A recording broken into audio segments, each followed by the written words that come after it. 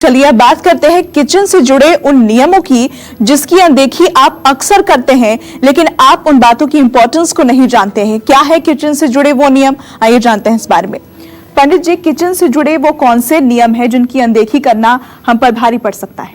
देखिए, ऐसा है कि रसोई घर में किचन में एक स्टैंड होता है कुछ लोगों का, तो किचन स्टैंड के ऊपर आप सुंदर फल और सब्जियों के चित्र लगा सकते हैं, और अगर इसे पश्चिम वाली दीवार पर लगाएं तो उत्तम होगा।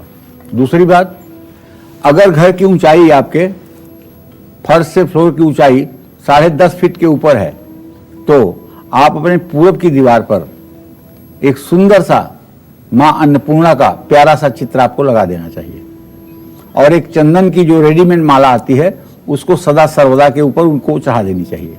अन्नपूर्णे सदा पूर्णे शंकर प्राण वल्लभे ज्ञान वैराग्य में देहि भिक्षाम देहि च पार्वती। अन्नपूर्णा की कृपा हो जाए तो सारी दरिद्रता अपने आप भाग जाएगी। और कीड़े मकोड़े अगर किचन में घूम रहे हैं, फिर कह रहा हूं, तो सावधान हो जाइए। रसोई की तुरंत सफाई करवाइए, और अगर बार बार चींटियां दिख रही हैं, बार बार कॉकरोच दिख रहे हैं, तो उसका ठीक से पेस्ट कंट्रोल करवाइए। उस अग्नि, और अगर आप भोजन के लिए भोजन बनाने जा रहे हैं तो पहली रोटी जो बने उसको आग के ही हवाले करना चाहिए। इदम अग्निदेवाय न ममा, अग्निदेव के लिए है, उसे अग्निदेव को अर्पित करें। और अग्नि द्वारा पकाए गए अन्न पर सबसे पहला अधिकार जो होता है वो अग्निदेव का ही होता है। अच्छा, भोजन की थाली को हमेशा किसी बर्तन या चटाई या चौके पर या टेबल पर सम्मान के साथ रखना चाहिए, इज्जत के साथ रखना चाहिए। खाने की थाली को कभी भी एक हाथ से पकड़ करके किसी को भोजन नहीं परोसना चाहिए। ऐसा करने से खाना प्रेत योनि को प्राप्त होता है। भोजन करने के बाद थाली में हाथ भी नहीं धोना चाहिए, हाथ उठ करके ही धोना चाहिए। तो थाली में कभी जूठन या जूठन जैसी चीज आप छोड़ करके न उठें। हम ये नहीं कहते हैं कि आप चाहे बीमार पड़ जाएं, चाहे मर जाएं, लेकिन थाली समाप्त ही कीजिए। ऐसा अगर नहीं कर सकते हैं तो कोई बात नहीं, लेकिन उस दिन सबक लीजिए कि आगे से जो मैं भोजन कर सकूंगा उतना ही अपने पास रखूंगा, नहीं तो उसके पहले उसे निकलवा दूंगा। तो थाली में कभी जूठन मत छोड़िए। थाली को कभी किचन स्टैंड या पलंग या टेबल के नीचे या ऊपर न रखें। रात में भोजन के जूठे बर्तन सिंक में बिल्कुल न रखें। कुछ लोग क्या करते हैं, सिंक में सारे बर्तन रात के रखे रहते हैं, और जब फिर सुबह होता है उनकी काम वाली आती है, या खुद मतलब कि वो जब समय पाते हैं तब बर्तनों को धोते हैं। तो रात भर में वो जो निगेटिविटी आपके पूरे किचन में बनी हुई है, उस निगेटिविटी से आप बच पाएंगे क्या? तो ऐसे में जब सभी लोग भोजन कर लें तो आपको 10 मिनट किचन में खड़े होकर के किचन की सफाई और किचन के बर्तनों को धुल करके रखना चाहिए। भोजन करते समय आपको किन बातों का खास ख्याल रखना चाहिए और रात के समय किन चीजों को बिल्कुल नहीं खाना चाहिए, आइए इस बारे में भी जान लेते हैं।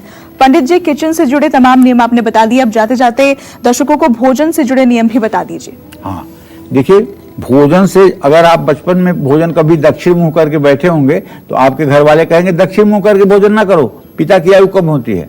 ऐसी मान्यता है ना, ऐसा आप लोगों ने सुना होगा। तो भोजन करने से पहले देवी देवताओं का आवाहन करें। गीता में भी लिखा है कि जो भी भोजन के निमित्त वस्तु है वह ब्रह्म को ही अर्पित है। ब्रह्म तेन गंतव्यम ब्रह्म कर्म समाधिनाम।